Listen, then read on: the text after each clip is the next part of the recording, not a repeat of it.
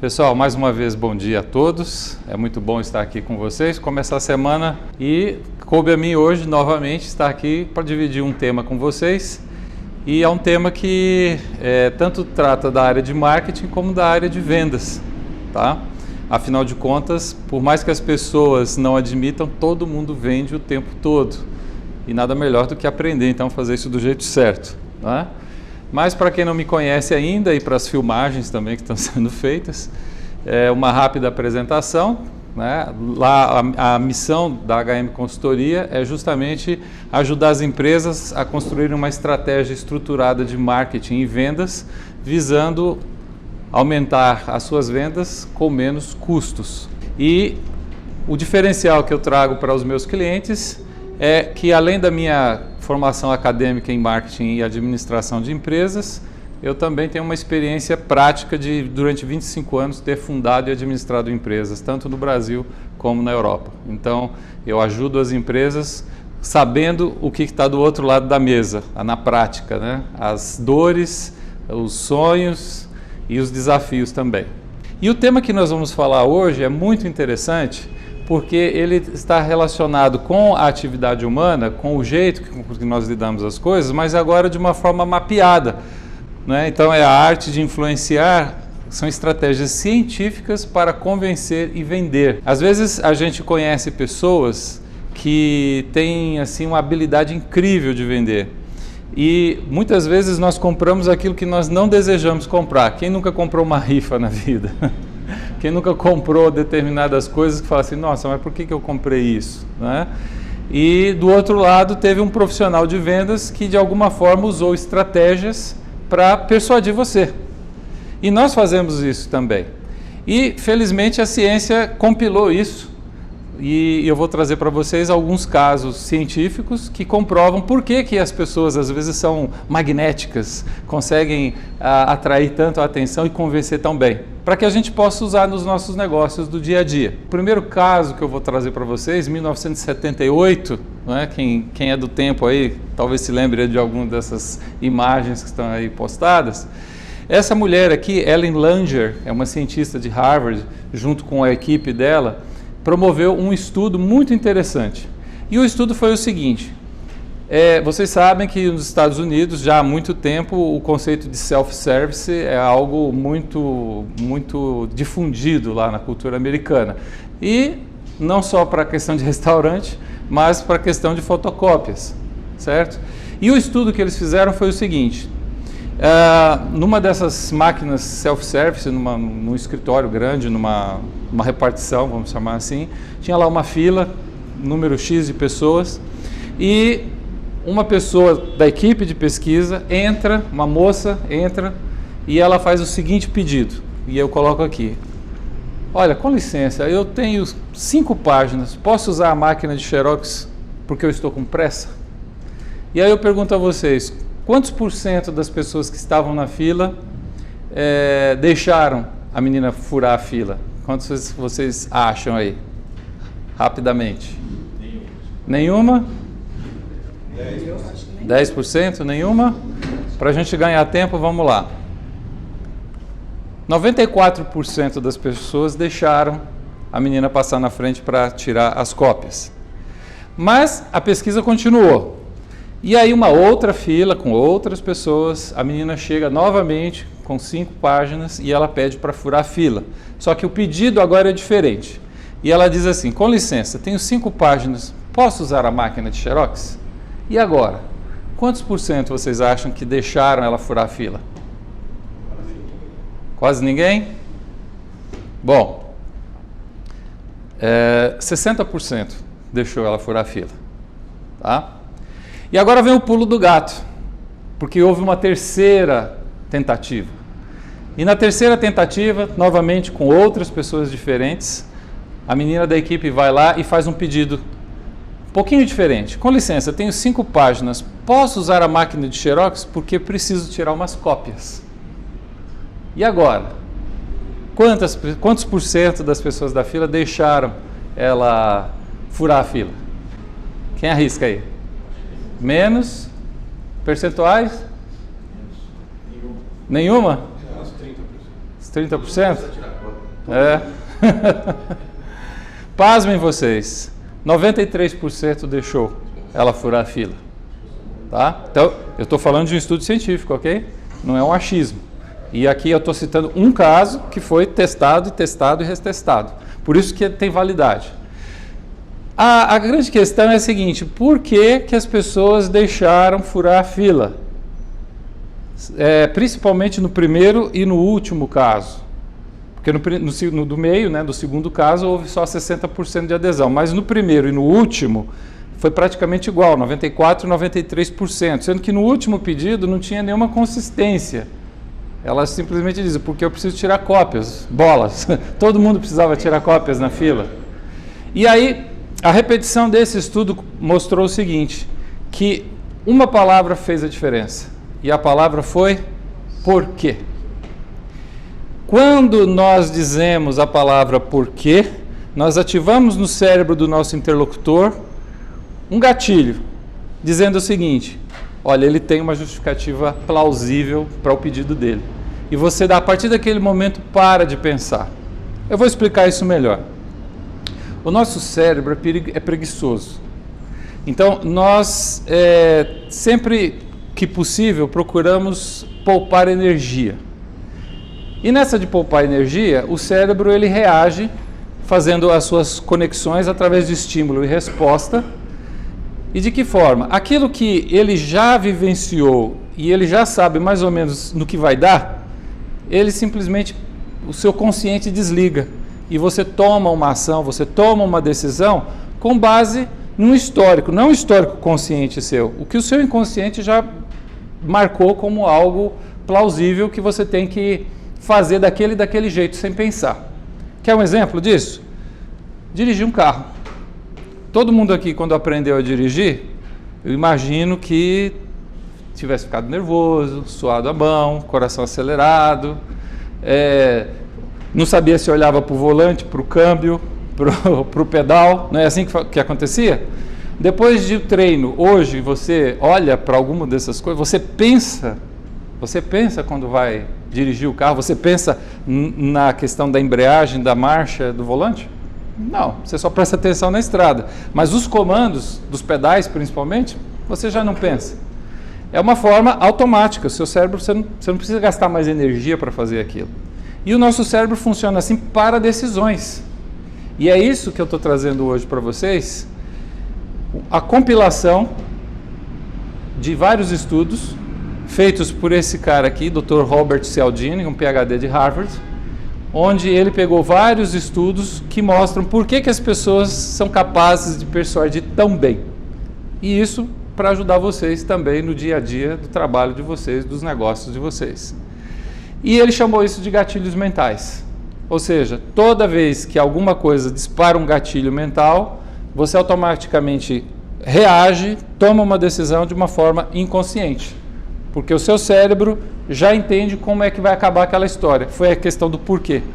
Mesmo que a história seja sem pé, sem cabeça, como o pedido da menina da Xerox, o fato é que o seu cérebro disse, não, ela tem uma desculpa plausível, deixa ela passar na frente. Então, o porquê, se vocês quiserem anotar, já é o primeiro gatilho mental. Quando vocês quiserem persuadir alguém, sempre usem a palavra porquê para justificar alguma coisa. Não adianta você só justificar com números, com ideias, não, você tem que usar a palavra porquê. E isso tanto serve para a comunicação oral, como para a comunicação escrita também. E aí vamos falar de mais um gatilho, o gatilho da reciprocidade, que inclusive a gente usa aqui muito no nosso grupo de networking. Não é? Um dos estudos, Dennis Regan, 1971, foi o seguinte, numa galeria de arte, o pesquisador, ele tinha um assistente, e esse assistente, ele acompanhava uma outra pessoa, um voluntário. Ele era a nossa cobaia, ou no caso a cobaia deles, tá? E o que eles tinham que fazer? A missão deles era avaliar as obras de arte e fazer um rápido relatório de cada quadro que estava exposto naquele museu. O que acontece é que o assistente, em determinado momento, com determinadas cobaias, ele pedia para sair, pedia para o pesquisador para ele sair, para ir ao banheiro. e ele saía. Num primeiro caso, quando voltou, ele voltou com 2 latinhas de Coca-Cola. Ele falou assim, olha, já que eu fui lá fora, eu aproveitei e comprei uma Coca-Cola para mim e trouxe uma para você. Para você quem? Para o cobaia, para o cara que estava ajudando ele. Num segundo momento, ou com uma outra cobaia, ele saía para o banheiro, quando voltava normal, não trazia nada, não dava nada de presente, certo? E resultado disso, no final da conversa, ele fazia um pedido, ele dizia assim, olha, eu estou vendendo uma rifa para vender para um carro, para uma associação tal, e quem vender mais essa rifa vai ganhar um prêmio de $50. Você pode me ajudar? Você pode me ajudar? Você pode comprar só uma, mas quanto mais você comprar, melhor.